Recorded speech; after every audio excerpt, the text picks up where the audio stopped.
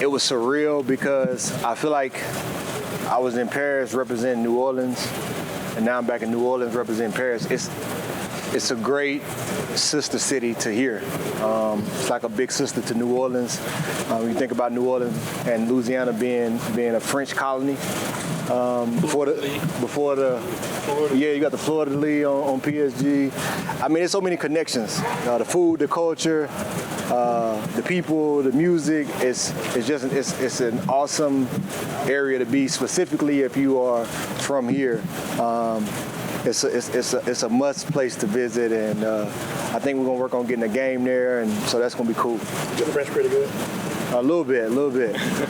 C'est bon. Really honored to be just part of growing the game internationally, being part of that. Absolutely. I think I'm a person that anywhere I go, I learned at an early age in life. I always try to leave anything that you're a part of better than the way you found it. And when I first came in the league, the game wasn't international. It was just having conversations about moving that way. And I think maybe in my second year we played our first game over there. And now to see the NFL has all these, target countries that it wants to move, specifically for us to France and that Paris area. I think to be a part of that and know that the game is moving in that way and it's going to be something greater than when I came in is huge. The way that the NFL is doing it is through the game of flag football. It's been a big part of, around the world, they're excited about the Olympics and flag football coming. That's something that wasn't available, and they don't get to experience American football in the rest of the world like we do here. And so to be a part of that, to see the type of opportunities that are happening in there, it was amazing to see all the NFL flag games, the championships being on TV and the ratings that it got. Girls high school football is a big thing, and that's happening locally and abroad. And what that means for girls being able to get scholarships and have access and go to college and get experience through the game of football that boys have always been able to get, for a long time been able to get, it's just great. And so when you think about yourself as being a part of that process and being an early pioneer of it all, I think looking back at it in 40, 50 years, it's going to be something that you can be proud of, that you were a part of. What was the vibe like today? What was the energy like? Did you feel any different? What was the vibe like as far as what? Today. The first day of training camp? Yeah. I think the first day of training camp is always great. It's a reset. It's starting at ground zero.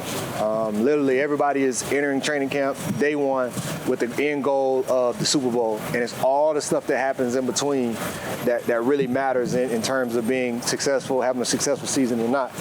And so day one is just that. It's day one. And I believe we came out and had an unbelievable day. The weather was in our favor. I think that was the weather, saying welcome back to New Orleans for training camp, where I think it probably should have always been. So that was great. And there was energy. I think the coaches have done a great job of creating an efficient model for practice. And so it was great. We won today, and that's all you can do. What were your early impressions? Oh, y'all asked 5 questions at one time. What was the interview like for the fans? The interviews, our fans are always great. I think it's no secret New Orleans has the best fans in the world. And I think it's just because they genuinely care about the state of the team. They care, they watch it, they care about the position battles, they care about, the coaching, they care about the personnel that's being brought in. Like, it's not just fans that show up on Sunday, it's fans who are watching the transaction, they watching the practices, they watching progressions. And I think because we have a fan base that's tapped in like that, it's always going to be love. And it was no different today. What were your early impressions of Kellen Moore? My early impressions of Kellen Moore, incredibly smart, incredibly talented. I think his resume speaks for itself when you see the ascension that he's had in his career. And I think it doesn't take long being around him to see why. He is constantly thinking ahead. He's very big on time efficiency. And I think we play a game that really comes down to efficiency. So somebody who naturally thinks like that, I think is going to be great. He's very culture-oriented and building the culture the right way. It's something that guys want to be a part of, and I'm proud that they are a part of. And I think he's done everything that you can ask the head coach to do. He's came in and got the respect of the team, brought electricity in the building and gave us a roadmap for success. And I think you can't ask for anything more than that. With a lot of young pieces, and combined with Tyron and retiring, how much do you embrace that leadership role? We've seen you obviously do it before, but how much is that something that you embrace? I think it's part of the process. It's levels. A guy comes in, they're rookie or early years, then guys go into being an early vet, late vet, and then to where I'm at, senior vet. And you just have seen it all. And so you can speak to guys, with so much history and experience and examples that really lends itself to just being able to help guys across different positions, whether it's offense or defense, whether it's on field, off the field. I think in a lot of ways I lend myself to being more of a mentor, a chaplain, than just a teammate, now because, our game is very tough because a lot of time all the attention is what we do on the field. But guys have life off the field, and so guys have struggles navigating relationships, navigating finances, learning how to set themselves up in a good structure to have a good career. And how do you navigate that? You have to be able to lean on guys who have gone in front of you and who have found a way to find success in that process. And I think I noticed that, and I try to lend myself to it. Who's been the buy-in to It's time for one more. Go ahead. What's the buy-in for Staley's team so far? I think if you're a real dog, it's easy to buy into his system. Yeah. It don't take much. He one of them real ones, and he's had multiple top #1 defenses in the league, and in a relatively short time. And I think it speaks to itself. I think this is a highly evaluated game, and guys don't get to the positions that he's gotten to that quickly without having a ton of success. How would you describe what's different about what he's trying to do than maybe what you've been doing previously? What's different about his system, I think if you're watching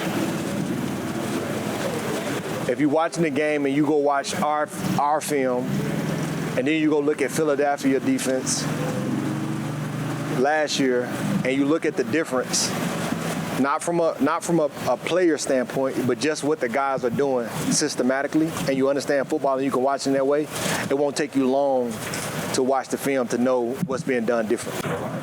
How much is playing professional football for you right now is about playing football, and how much is it using that platform to spread the game or charity work? I think it's a combination of both. It's phased up in that way. When I first came in, it was always about football. And I think even to now where I'm at, like keeping the main thing is very important to me. 70-80% of my time goes to training my body and making sure that I'm ready to do exactly what's expected of me at the highest level that I can do it or beyond.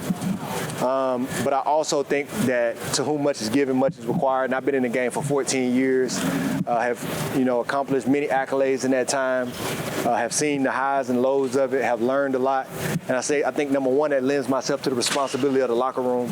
I've always wanted to be a leader of men. I always cared about the guys in the locker room. And I'm the type of person, when I came in, if I wouldn't have walked into football, I probably would have been a campus missionary. So like the locker room is my mission field. And so making sure that I'm reaching guys and being able to be supportive in all the things they got going on, whether it's, being a better person, being a better husband, being a better father, being a better community champion, and how can I help guys do that? But I think in while doing that, it is also giving me a platform to be able to reach the world. And I don't take that lightly. There's not too many places that I'm going where people are not going to know who I am or be able to find out who I am. And that's going to lend me access. And what am I going to do with that access? Am I going to use it for myself, or am I going to use it to make the area, the community, the city, the nation a better place? And I think that's what I try to do, is make everywhere I go better.